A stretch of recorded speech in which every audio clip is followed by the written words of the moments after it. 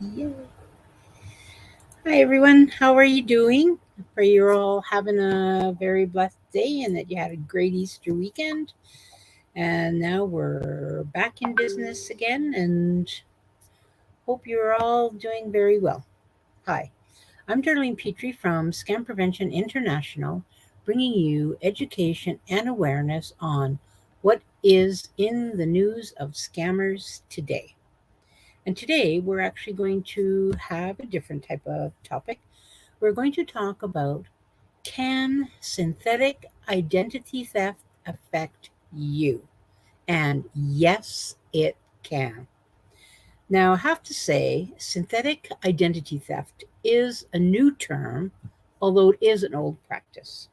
And it is actually in the news today, April 19th, 2022. But first, let me explain to you what synthetic identity theft is. So it's when criminals, usually cyber criminals, steal your identity or parts of your identity and mix and match it with other identities that have been stolen, or it could even be fake information. They may have only a portion of your identity, but can use someone else's ID and combine them together for their gain. Now, I have done presentations where I have said that all cyber criminals need is two pieces of information from you, and they can create a false identity. So, this is an example of what synthetic identity is. They may have only a couple of pieces of information.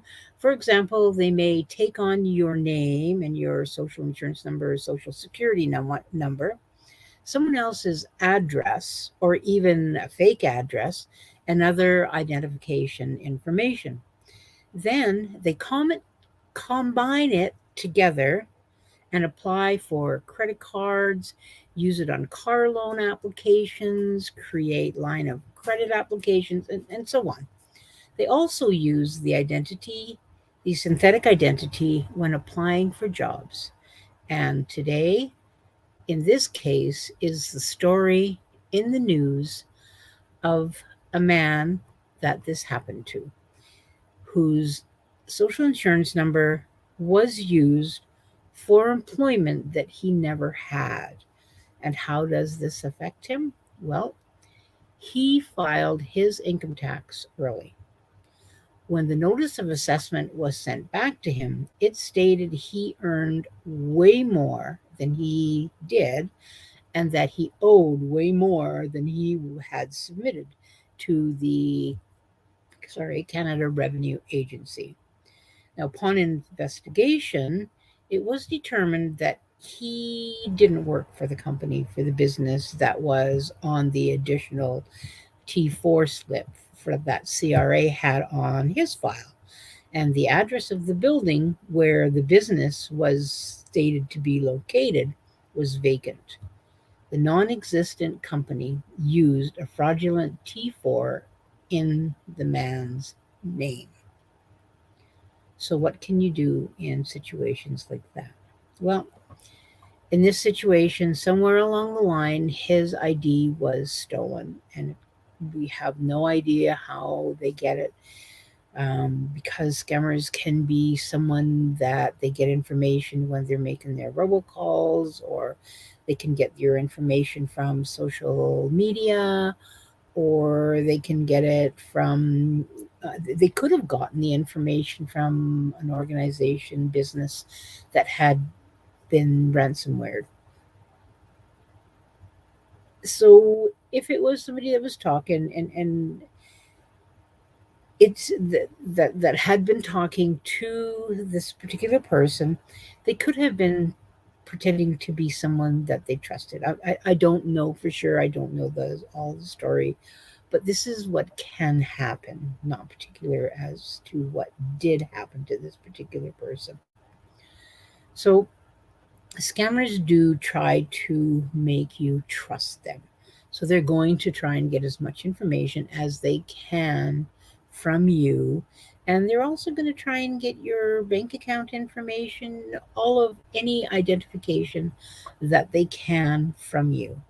And so, one of the things that you need to really try to do is to follow these golden rules. What I call golden rules is provide the people you know with information about scams and how to avoid them. Now, and if you become aware of a scam, let others know about it. It's important that other people know that there are different types of scams. Now, this is an important time of year for tax scamming. So they're trying to get your information, trying to get all of what they can so that they can find ways to charge up your credit cards or charge up your, get online um, uh, purchase items from online places. It's just so important that you really educate the people you know, the people you love. Could be, as I always say, even educate your frenemies, because some of your frenemies may have friends that you have. So really let people know if you become aware of scams. Also, I always ask, if you happen to see a scam that's going on or you get one in your inbox or on your text, please do send it to me, because then it's something that I can bring up and it's something that I can talk to people about. Such as this one, I did receive this information today from from a trusted friend that I have from a networking organization that I belong to. Never provide personal information or banking details to anybody you don't know and you don't trust. And if people are asking you for information, absolutely don't let bullying tactics or negotiations for a lower price or charges or anything, ordered unordered used goods. Try not Do not give any information of your personal information unless you're the one who solicited the call. So, for instance, if you do get a request for information, type the address, the information in the URL bar and have it so that you are the one gaining the information. Now, having said that, I really have to, what I've noticed over the last few times is that when I have put in the URL bar, the information that I'm typing doesn't come up right away. There's all these ads that come up before the actual information. So do be wary of the ads that do come up. And I really believe that I'm a firm believer of don't click on anything in your email or anything on your cell phones, on your devices, whether it be tablet, cell phone, smartphone. Do not click on anything. And also, please, if you can, do not converse with someone as soon as you know that as soon as your gut is telling you that it's a scam. Hang up immediately. Don't engage in conversation, because engaging in conversation with them can actually have it, so that you can give them information. You become an educator to the scammer.